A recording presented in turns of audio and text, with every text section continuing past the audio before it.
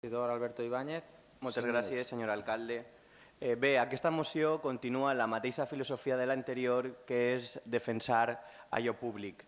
I segurament després, com ja hem escoltat, ens diran 3 arguments per votar que no.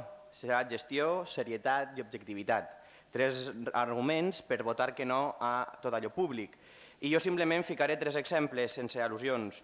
Gestió, més de 700.000 euros de deute en regidoria de Cultura l'any 2011, serietat, tenir un sou de 84.000 euros en un aeroport sense avions i objectivitat, el senyor Feijóo, si no és objectiu ell per a parlar del Partit Popular, ja no sé jo qui ho serà. Per tant, 3 arguments que jo considero que estan més que desmuntats per atacar a lo públic. Després, una altra raó és que siguin per qüestions polítiques i ideològiques que la gent no vulgui assumir en públic, però això ja cadascú s'ho fa mirar. Ve dir que aquesta moció la presenta el grup Iniciativa amb el suport del sindicat de la Intersindical Valenciana d'Educació i simplement explicar que l'avantprojecte de llei d'acompanyament dels pressupostos de la Generalitat assenyala que l'administració autonòmica podrà col·laborar amb particulars en la promoció dels centres educatius d'iniciativa social. Per tant, i parlant clar, vol dir que regalaran sòl públic a empreses privades que podran explotar durant 75 anys i a més els donarem un cànon.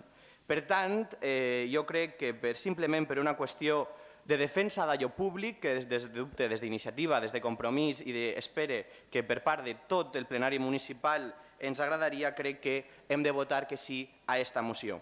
I no m'estendré més perquè continua en la mateixa filosofia, però simplement un exemple.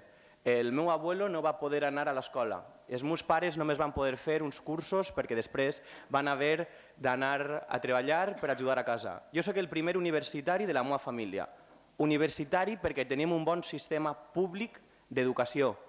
I avui, sincerament, si votem que no a aquesta moció, estarem votant a que possiblement els nostres fills no puguen anar a la universitat, perquè acabaran amb l'educació pública, faran una educació pública residual si voten que no a aquesta moció. I per tant, simplement dir que recordant el passat, analitzant el present i sobretot pensant en el futur, votem que sí a l'educació pública perquè sense ella avui no seríem el que som. Moltes gràcies.